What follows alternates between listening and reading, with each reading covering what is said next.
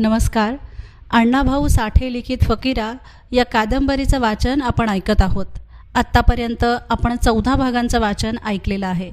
आज आपण सुरू करणार आहोत फकीरा या कादंबरीचा 15वा आणि शेवटचा भाग. फकीराला तुम्ही दिलेल्या भरभरून प्रतिसादाबद्दल मनापासून धन्यवाद. चला तर मग ऐकूया फकीरा या कादंबरीचा शेवटचा भाग. अजून मुरा कसा आला नाही, फकीरानं विचारलं. चढण अवघड हाय, साधू उत्तरला. उशीर केला त्यानं. येईल आता चंद्र उगवल्यावर. आज कितवी घडी हाय? आज मध्यानीला चंद्र उगवल. फकीरा पुढं बोलला नाही. तो पुन्हा विचारमग्न झाला. मुरानं लवकर यावं, सत्तूकडची बातमी कळावी आणि आपण लवकर काय ते निश्चित करून टाकावं म्हणून उत्सुक होऊन तो मुराची वाट पाहत होता. सूर्य मावळून पुष्कळ उशीर झाला होता. डोंगरावर किर्र झाडीत काळोख मी म्हणत होता. वडाच्या झाडाखाली ते सर्व बसून बोलत होते. सर्वांचं लक्ष मुराच्या वाटेकडे लागलं होतं. तो येताच त्यांचं भवितव्य ठरणार होतं. काल रात्री पकडून आणलेले खोत आणि पाटील त्या पडक्या भिंतीआड पडून कानोसा घेत होते. त्यांना हातपाय बांधून तिथं टाकलं होतं. आता आपण जगत नाही याबद्दल त्यांची खात्री होती आणि शेवटी सर्वच डाव उलटल्यामुळं ते तळमळत होते. दैवानं आपली क्रूर थट्टा का करावी म्हणून ते दैवाला शिव्या देत होते. हे जन्मभर सतावलेले बेरड आता एकदाच सर्व सूड घेणार. आता जे होईल ते सहन करणं यापेक्षा दुसरं काहीच इथं नाही, असा विचार करीत ते दोघं सासरे जावई कण्हत पडले होते. त्यांचे हात त्यांच्या पाठीवर बांधले होते आणि पाय बांधून 2 कोपऱ्यात त्या प्रत्येकाच्या कमरेला एक प्रचंड दगड बांधून एकमेकांपासून दूर ठेवलं होतं. त्यामुळे त्यांना काहीच करता येत नव्हतं. जसजशी रात्र उलटत होती तसतसे आपण मरणासमीप जात आहोत असं त्यांना वाटत होतं. रात्री अंधारातच त्यांना आणून त्या देवळात टाकलं होतं. दिवस त्यांनी त्या देवळात पडून काढला होता. बाहेर काय आहे याची त्यांना मुळीच कल्पना नव्हती. परंतु खोतानं धीर सोडला नव्हता. तो अंधारात जगण्याची धडपड करीत होता. ज्या दगडाशी त्याला बांधला होता त्यालाच तो हिसके देत बसला होता. बाहेरची हालचाल ऐकू येताच तो गप्प पडून पुन्हा कण्हत होता. सासऱ्याचं कणणं ऐकून पाटील शेवटची घडी मोजीत होता. मध्यान रात्र उलटली आणि खोतानं तो दगड ओढला. दगड जमिनीवर पडला तर आवाज होईल म्हणून त्यानं चटकन त्या पडत्या दगडाखाली पाठ दिली आणि मग हळूहळू त्याला ओढीत तो पाटलाजवळ आला. तो आपल्या दातांनी पाटलाच्या वाद्या कातरू लागला. उंदराप्रमाणे त्याचे हात सोडू लागला. जलद अतिजलद तो कार्य करू लागला. मृत्यू जणू आपल्यापासून दूर जात आहे असं त्याला वाटू लागलं आणि शेवटी त्यानं पाटलाचे हात मुक्त करूनच निश्वास घेतला. आपलं तोंड त्याच्या नाकाजवळ नेऊन तो म्हणाला, आटपा, माझे हात सोडा लवकर. चंद्र डोंगर चढून आला होता. सर्वत्र चांदणं पडलं होतं. वडाची प्रचंड सावली मावळतीला लांबच्या लांब पसरल्यामुळे देवळालगतचा तो कडा त्या सावलीनं झाकला होता आणि त्या सावलीत ते दोघे एकमेकाला मुक्त करीत होते. पाटील सरळ होऊन खोताला सोडवू लागला आणि एकदम घोड्यांच्या टापांचा खडखडाट झाला. एकदम घाबरून बाहेरचा कानोसा घेत खोत म्हणाला, ह्यो कोण आला असावा? येऊ दे, आपण कसं निघायचं? रावसाहेब पाटील कुजबुजला आणि खोत म्हणाला, चंद्र वर आलाय, मागच्या मागं अंधारात चलूया. मुराला पाहून त्या सर्वांना आनंद झाला. फकीरानं त्याच्या पाठीवर थाप मारली आणि सर्वजण एकत्र जमून सत्तूकडील बातमी ऐकायला उत्सुक होऊन मुराभोवती कडं करून बसले.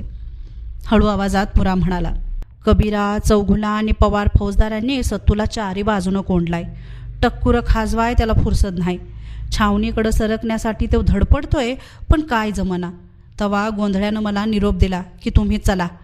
पवाराला हुलकावणी देऊन मी छावणीवर हल्ला करतो, तुम्ही तयार असा. पण कवा? फकीरानं मध्येच विचारलं आणि मुरा म्हणाला, तेच तर नक्की नाही. मग आता तो विचार सोडा, फकीरा निराश होऊन म्हणाला. आता आम्हाला हजर झालं पाहिजे. रात्री पंतांची भेट, सर्व लोकांची धरपकड, खोत, पाटील यांना आपण केलेली अटक हे सर्व मुराला सांगून फकीरा म्हणाला, सरकारचा हुकूम आहे की आम्ही माणसांनी छावणीवर हजर व्हावं तरच आमची अटक झालेली बायका पोरं मोकळी होतील. 10 जण? मुरा म्हणाला. कोण कोण? फकीरा म्हणाला. फकीरा, मुरा, बळी, हरी, पिरा, सावळा, तायनू, भिवा, खंडू आणि 10वा घोंचीकर बळी. पण बळीला अटक झाली. काय? बळीला अटक? मुराला धक्का बसला आणि फकीरा म्हणाला, आता कामाला लागा. सकाळी आपण छावणीवर हजर व्हायचं आणि त्या खोताचा काय तो निकाल लावा. चला. पाटील खोत यांचं नाव निघताच सर्व उठले आणि देवळात गेले. परंतु ते दोघेही तिथं नव्हते. ते दोघे पळून गेल्याचं लक्षात येताच सर्वांना धक्का बसला. सावळा ओरडला, दाजी ते पळालं की. पळतील कसं, फकीरा म्हणाला. मोरं आम्ही हाय, मागं वाट नाही. पळा, वाटा रोखा, तेसनी जिवंत जाऊ देऊ नका. क्षणात धावपळ झाली. चांदण्यात माणसं पळत सुटली. फकीरा अधिकच चिंतातूर झाला. जन्माचा वैरी हाती येऊन गेला हे शल्य त्याच्या काळजात चलू लागलं आणि प्रथम खोताला ठार करीन आणि मग छावणीवर हजर होईन हा विचार त्याच्या मस्तकात मूळ धरू लागला. उशिरानं घमांडी धावत आला आणि म्हणाला, देवळामागचा कडा उतरताना पडून ते दोघंबी मेलत. मेलं? निश्वास टाकून फकीरा म्हणाला, ठीक झालं, चला या म्हणावं वर साऱ्यासनी. त्यांची मढी आणायची का, घमांडीनं विचारलं. नको, फकीरा उद्गारला. रात्रभर फकीरानं डोकं टेकलं नव्हतं. सकाळी छावणीवर हजर व्हायचं म्हणून त्यानं सारी तयारी केली होती. पहाटेच तो स्नान करून आला होता. स्वच्छ कपडे अंगावर घालून आष्टीच्या धोत्रानं त्यानं कंबर बांधली होती. सावळा, मुरा, तायनू, पिरा, भिवा हेही तयार झाले होते. सावळानं शिंग उजळून लखलखीत केलं होतं. शिंग फुंकीत साहेबापुढं हजर व्हायचं असा त्यानं बेत केला होता. आपल्या बंडखोर जीवनाचा अंत समीप आला याचं सर्वांना दुःख वाटत होतं. या लढाईत कोण हारला आणि कोण जिंकला हा प्रश्न सर्वांच्या जिभेवर नाचत होता आणि शेवटी आपण शरणागती पत्करली हे त्यांना बोचत होतं. परंतु कसं का असेना, आपण मानानं हजर होऊन ही लढाई संपवित आहोत, मार खाऊन नव्हे, याचं त्यांना समाधानही वाटत होतं. सकाळीच फकीरानं साधूला बोलावून पुढं कसं वागायचं हे समजावून सांगितलं. आम्ही हजर झाल्यानं इतरांवर करडी नजर राहणार नाही. मग हळूहळू सर्वांनी आपापल्या घरी जायचं असं सांगून सूर्योदयाला थोडा अवकाश असतानाच तो घोड्यावर बसला. सर्व लोक साधूसह गावापर्यंत आले. पुन्हा सर्व एकमेकांच्या गळ्यात पडून भेटले. ते त्यांची शेवटची भेट होती. एकाएकी फकीरा गावात आला आणि विष्णूपंतांच्या वाड्यात शिरला. प्रथम पंतांच्या पायांवर डोकं ठेवून तो म्हणाला, मी हजर व्हायला निघालो, जमात जपा माझी. साधू हाय मागं. पंत बोलले नाहीत. त्यांचा कंठ भरून आला होता. तेही त्याला गावाबाहेर वाटेला लावण्यासाठी निघाले. मग फकीरा शंकरराव पाटलाकडे गेला आणि शंकररावजीनं धावत येऊन त्याला मिठी मारले. गावात खबर पोचली तेव्हा सारा गाव फकीराला पाहण्यासाठी धावला आणि त्याला 4 पावलं वाटेला लावण्यासाठी निघाला. पुन्हा गावाबाहेर येताच फकीरानं गावाला हात जोडून नमस्कार केला. तेव्हा शंकरराव म्हणाला, जा, घाबरू नका, गाव तुला इसरणार नाही. बाप सांजीरबाच्या माळाला पडला आणि बेटा नेरल्याच्या माळाला पडला. मी आणि पंत आम्ही कोल्हापूरला मागोमाग येतो. जामीन म्हणून माझं नाव सांग. हे ऐकून फकीराला दुप्पट बळ आलं. तो भरकन गबऱ्यावर बसला आणि सावळानं शिंग फुंकलं. 7 घोडी भरधाव नेरल्याकडं निघाली. गबऱ्या सर्वांपुढं झेपावत होता. छावणीच्या माळाला पुन्हा शिंग वाजलं आणि सारी छावणी हादरली. सर्व लोक बाहेर येऊन पाहू लागले. तोच फकीरा जॉन साहेबाच्या तंबू पुढं येऊन गबऱ्यावरून उतरला आणि सरळ तंबूत शिरला. फकीराला समोर पाहून साहेब विचलित झाला. किंचित चमकून गेला आणि उद्गारला, कोण?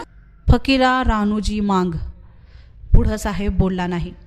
कितीतरी वेळ तो फकीराकडे पाहतच राहिला. बाहेर फकीरा आला असा गलका सुरू होता. त्या गलक्यानं साहेब भानावर आला आणि म्हणाला, फकीरा बैस. हातातली ती तलवार टेबलावर ठेवून फकीरा म्हणाला, मी हजर व्हायला आलोय. ही बाकीची माणसं 8. आलं लक्षात.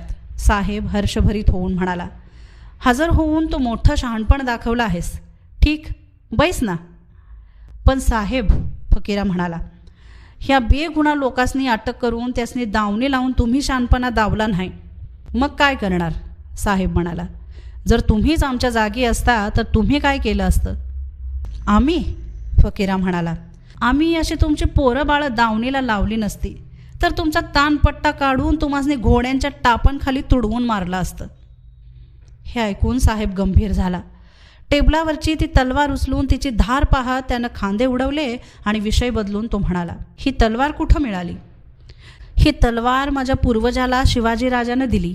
फकीरा गंभीर होऊन म्हणाला, ही घेऊन माझा बाप खोतासंग लढला आणि मी हिला घेऊन तुमच्याशी लढलो आणि शेवटी हारलात. साहेब म्हणाला आणि हसला. बाबरखान, प्रांतसाहेब वगैरे बडे अधिकारी जॉन साहेबाच्या मागं येऊन उभे होते. दुभाषा ऐकून भाषांतर करून सांगत होता आणि साहेब रंगात येऊन बोलत होता. फकीराची करारी मुद्रा पाहून तो दिपला होता आणि शेवटी हरला या शब्दानं फकीरा दुखावला. तो चटकन म्हणाला, साहेब, तलवारीला धार नसल तर ती तलवार काय कामाची? धार वाचून तलवार नि बळा वाचून बंडल लटकं असतं साहेब. माझी पाठबळ कोती पडली म्हणूनच ही तलवार मी तुम्हाला दिली. ठीक, आता खजिन्यातील रक्कम द्या, असं म्हणून साहेब मोठ्यानं हसला. परत करण्याच्या बोलीनं ती मी लुटली नाही साहेब, फकीरा म्हणाला. ठीक, परंतु थोडे तरी रुपये द्या, साहेब म्हणाला. फक्त 15,000. ते तुम्ही आमासनी द्या, सावळा म्हणाला. मग तेच आम्ही तुम्हासनी देतो. म्हणजे 70,000 पूर्ण होतील नाही का? साहेब सावळाकडे वळून म्हणाला. 55,000चा दरोडा आणि हे 15,000? तू अस्वल आहेस. थोडा वेळ विचार करून साहेब दुभाषाला काहीतरी बोलला आणि दुभाषी फकीराकडं वळून म्हणाला, साहेब म्हणतात तू म्हणे छावणीवर हल्ला करणार होतास. खरं आहे, फकीरा म्हणाला, पण हल्ला करायचं माझ्या नशिबात नव्हतं आणि ते बघायचा तुमच्या नशिबात नव्हतं. ठीक, आता पुढं काय? साहेब उद्गारला. आता बेगुना लोक सोडून द्या. कबूल, साहेब बाबरखानाकडे वळून म्हणाला. फकीरा जी जी माणसं दाखवेल ती सोडून द्या. बाबरखानानं गर्दन नमवून होकार दिला आणि फकीरा छावणी बाहेर आला. त्याला पाहताच सर्व माळ ओरडू लागला. फकीरा धावत जाऊन राधाच्या गळ्यात पडला. दौलतीच्या पायांना त्यानं मिठी मारली. राहीला भेटला आणि मग त्यानं सरूला पोटाशी धरले. त्या पाचांच्या डोळ्यातून कृष्णा कोयना वाहत होत्या. राधा बोलण्यासाठी चरफडत होती, परंतु शब्दच उमटत नव्हता. तू का आलास? दौलती आसूपोशीत म्हणाला. नक नक, फकीरा म्हणाला. म्या तुम्हासनी जन्मभर दुःख दिलं. तुम्हाला या दावणीत बांधून म्या जगणं. तो पुढं बोलला नाही. राधा म्हणाली, साधू कुठं आहे? त्यो खुशाल हाय, फकीरा म्हणाला. आई, बाबा, थोरली आई, सरू, तुम्ही काळजी करू नका. आता घरला जावा. साधू हाय, त्यो सारं बघेल. राधा बोललीच नाही. ती भ्रमिष्ठाप्रमाणे फकीराकडे पाहत होती. राही मानेतील कंप आवरीत डोळे टिपीत होती. दौलती बाबरला होता. तोच फकीरा बाबरखानाला म्हणाला, ह्या साऱ्या दावणी कापून ही समधी माणसं सोडा, चला. हे ऐकून बाबरखानानं छावणीकडे वळून पाहिलं. जॉन साहेब उभा होता. त्यास बाबरखानानं फकीराची इच्छा सांगितली आणि साहेबानं सर्व लोकांना सोडण्याचा हुकूम दिला. क्षणात एकूण एक माणूस मुक्त झाला. दाही दिशा माणसं पळत निघाली. फकीराची माणसं जागची ढळली नाहीत. राधा आणि सरू डोळ्यात प्राण आणून फकीराकडे पाहत होत्या. साहेब, आता शेवटचा अर्ज, फकीरा साहेबाकडे जाऊन म्हणाला. ही माझी तलवार नि ह्यो घोडा माझ्या आजाला मिळावा. आम्ही दरवर्षी तलवार पुजतो. ठीक आहे, साहेब उद्गारला आणि फकीराला आनंद झाला. त्यानं ती तलवार नेऊन राधाच्या हातात दिली. पुन्हा तिचे पाय धरले आणि तो साहेबाकडे गेला. सावळा, मुरा, तायनू, हरी, भिवा हे सर्व आपापल्या बायका पोरांना भेटून बोलत होते. त्यांची शेवटची भेट घेत होते. सूर्य मावळतीकडे निघाला होता. उदास वातावरण माळावर नाचत होतं. 200 लहान मोठी माणसं एका जागी जमून उभी होती. त्या सर्वांना फकीरा, मुरा, हरी, पिरा, तायनू यांनी हात जोडले आणि ते सर्व लोक छावणीत शिरले. ती 200 माणसं गावाकडे निघाली होती. त्यांच्या अंगात चालण्याचं त्राण नव्हतं आणि त्या सर्वांचे प्राण त्या छावणीत होते. क्षणोक्षणी ती सर्व लांबून वळून पाहत होती, हळहळत होती. सर्वांच्या नेत्रातून आसू वाहत होते. आत्तापर्यंतची धडपड, ती झुंज, जमातीसाठी दिलेली लढाई हे सारं आठवून प्रत्येक माणूस म्हणत होता, त्यांनी जबर लढाई दिली. राहीबाईला गबऱ्यावर बसवली होती. दौलती त्याचा लगाम धरून ओढीत होता. राधा तलवार पोटाशी धरून डोळे टिपीत निघाली होती. सरू क्षणोक्षणी परतून पाहत होती. सोनबाई, काय बघता? दौलती खिन्न स्वरात म्हणाला. आता बाबू परत येणार नाही. नका तसं म्हणू. राधाच्या काळजात गळ आली. ती दाटल्या आवाजात म्हणाली, काय पाप केलं होतं म्हणून हे सारं बघते. बाप त्या माळावर ज्याच्यासाठी पेढ्याचा पुडा कमरत खून लढत मेला, तोच नेरल्याच्या माळावर आईसाठी आपणहून मरणाच्या दाढत शिरला. कुणाला सांगावं नवल? हे सारं आता मनाला सांगूया, दौलती म्हणाला. हां, गावं मनाला आणि लाभ सांगावा जनाला. चला. एका लवणातून वर येऊन राधा एकाएकी थांबली आणि एक जुनी आठवण जागी झाली. ती वेड्याप्रमाणे डोळे झाकून विचार करू लागली. सर्व लोक थांबून पाहू लागले. फकीरा लहान होता. नेरल्यात छावणी पडली होती. पोरं जमवून साहेब कसले आहेत हे पाहण्यासाठी गेली होती. राधानं फकीराला सर्वत्र शोधला, पण त्याचा पत्ता लागत नव्हता. मग ती रडू लागली. तेव्हा आत्तारानं खबर दिली की फकीरा नेरल्याच्या माळानं गेला आहे आणि राधा नेरल्याच्या माळाला निघाली होती. चालताना फकीराची फोपाट्यात उमटलेली पावलं पाहत निघाली होती. पावलं पाहत पाहत ती याच जागेवर आली आणि समोरून लहानसा फकीरा घराकडे धावत येताना तिला दिसला. तिला अति आनंद झाला. घामानं डबडबलेला चेहरा, ती घराची ओढ, हे सारं पाहून राधाला भडभडून आलं. तिनं मटकन गुडघे टेकले आणि भरकन फकीरा येऊन तिला बिलगला. त्याला पोटाशी धरूनच राधा उठली. पदरानं त्याच्या पायांवरची धूळ तिनं झाडली. त्याच जुन्या जागेवर तो प्रसंग नव्याने आठवताच राधाचं मस्तक सुन्न झालं. सर्व शरीर बधीर होऊन ती गरकन वळून नेरल्याकडे पाहू लागली. तोच लहान फकीरा, घमांडी, मुरा, बळी येताना तिला दिसले. फकीरा राधाच्या रोखानं धावत आला. राधानं मटकन गुडघे टेकले आणि हात पसरून मिठी मारली आणि क्षणात राधा भानावर आली. तिच्या मिठीत फकीराची तलवार होती. सरूनं तिला उठवलं. मग ती आगतिक झाली. तिनं आपली नजर दूर फेकली आणि मोठा हंबरडा फोडला.